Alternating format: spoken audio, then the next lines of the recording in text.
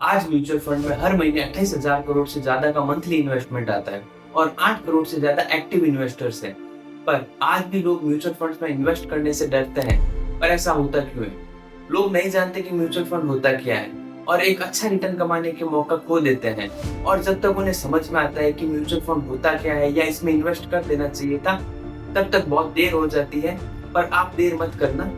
आज मैं इस वीडियो में आपको यही बताऊंगा कि म्यूचुअल फंड होता क्या है और आप इसमें कैसे इन्वेस्ट कर सकते हैं और कौन कौन सी बॉडीज इसमें वर्क करती है। अब समझते हैं म्यूचुअल फंड होता क्या है। म्यूचुअल यानी कि हम सब और फंड यानी कि पैसा, मतलब जहां पर हम सब का पैसा इन्वेस्ट होता है उसे ही हम म्यूचुअल फंड कहते हैं। चलिए इसे एक एग्जांपल से समझते हैं। HDFC बैंक का शेयर 1,000 रुपए है, ICICI का 1,400 रुपए और बजाज ऑटो का शेयर 9,000 रुपए है।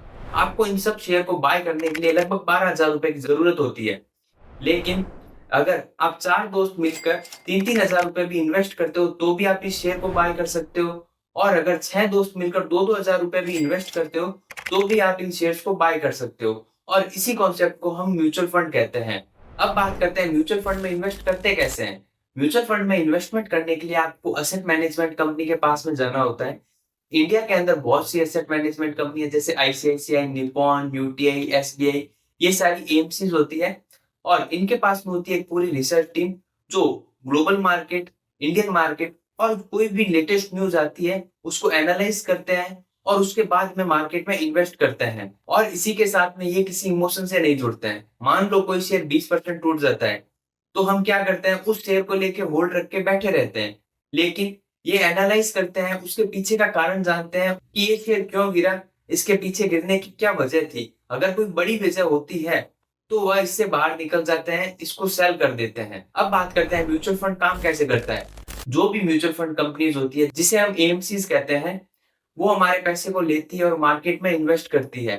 फंड लेने से पहले ही वो हमें बता देते हैं कि हम कौन से स्टॉक या कौन से सेक्टर में इन्वेस्ट करने वाले हैं और इस फंड के अंदर कितना रिस्क रहने वाला है। फंड ओपन एंडेड है या क्लोज एंडेड, यानी कि इस फंड के अंदर कोई लॉक इन पीरियड है या नहीं है, ये चीज हमें पहले ही बता दी जाती है। इसीलिए कहते हैं कभी भी म्यूचुअल फंड में इन्वेस्ट करने से पहले रिलेटेड स्कीम डॉक्यूमेंट को जरूर रीड करें। और यही कॉन्सेप्ट है म्यूचुअल फंड का, जिसके अंदर हमने एग्जांपल लिया SBI, निप्पॉन, ICICI, यूटीआई, ये सारी एएमसीज हैं। और इसके अलावा और भी बहुत सारी एएमसीज है जिसे आप और हम जानते हैं।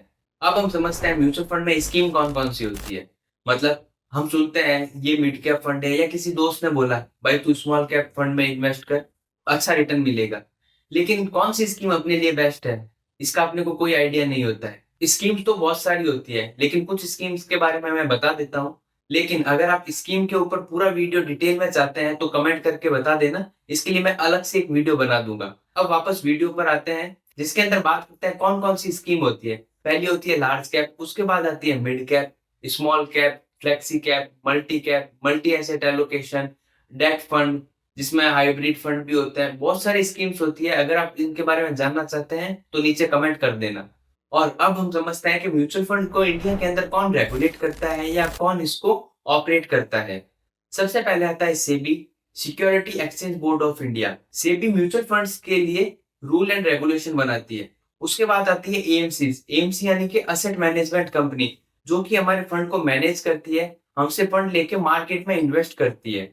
और उसके बाद में आते हैं ब्रोकर्स। आप और हम जानते हैं कि शेयर्स को बाय और सेल करने के लिए एक ब्रोकर की जरूरत होती है, क्योंकि एएमसीज तो डायरेक्ट शेयर खरीद नहीं सकती, उसके लिए उनको एक ब्रोकर की जरूरत होती है। और हमारे और आपके जैसे हम जो ब्रोकर यूज करते हैं, जीरोधा, अपस्टॉक्स, एंजल, वैसे ही ये भी एक ब्रोकर का यूज करते हैं। अब बात करते हैं ट्रस्टीज की। ट्रस्टीज का काम होता है कि सेबी के द्वारा जो भी नियम लगाए गए हैं या रेगुलेशन लाए गए हैं, क्या एएमसी उनको प्रॉपर तरीके से फॉलो कर रही है। किसी भी प्रकार से सेबी के द्वारा जो नियम लाए गए हैं अगर उनका कोई उल्लंघन होता है, इस चीज का ध्यान ट्रस्टीज रखते हैं। आखिर में आता है एमफी। एमफी इन्वेस्टर्स को एजुकेट करने का काम करती है। आपने सुना होगा म्यूचुअल फंड सही है, तो ये कोट एमफी के द्वारा ही दिया गया है। तो ये सब म्यूचुअल फंड्स के बड़े प्लेयर हैं। अब बात करते हैं म्यूचुअल फंड्स में रिटर्न कैसे आता है। उससे पहले चैनल को सब्सक्राइब कर ले, जिससे नेक्स्ट वीडियो ना छूटे। जैसे कि आप और हम जानते हैं हर शेयर की एक प्राइस होती है, वैसे ही म्यूचुअल फंड्स की भी एक प्राइस होती है, जिसे हम एनएवी यानी कि नेट एसेट वैल्यू कहते हैं। और जब कोई नया फंड लॉन्च होता है, जिसे हम एनएफओ कहते हैं, न्यू फंड ऑफर, तो उसकी रेट भी 10 रुपए ही होती है। और जैसे जैसे प्राइस बढ़ती है वैसे वैसे यूनिट की रेट भी बढ़ती है। और अगर म्यूचुअल फंड्स हमारा फंड मैनेज करते हैं तो उसका कोई चार्ज भी लेते होंगे। बिल्कुल, एक चार्ज देते हैं जिसे हम एक्सपेंस रेशियो कहते हैं।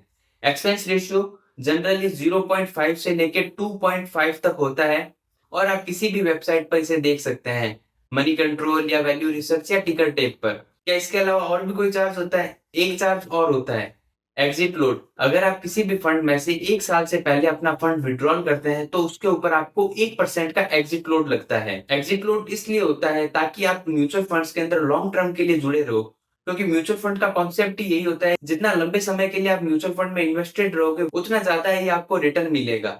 इसीलिए ये एग्जिट लोड रखा जाता है। और अगर आप 1 साल के बाद में अपना फंड विथड्रॉल करते हो तो उस पर आपको कोई एग्जिट लोड देने की जरूरत नहीं होती है। तो आज की वीडियो में हमने जाना कि म्यूचुअल फंड होता क्या है, ये कैसे काम करता है।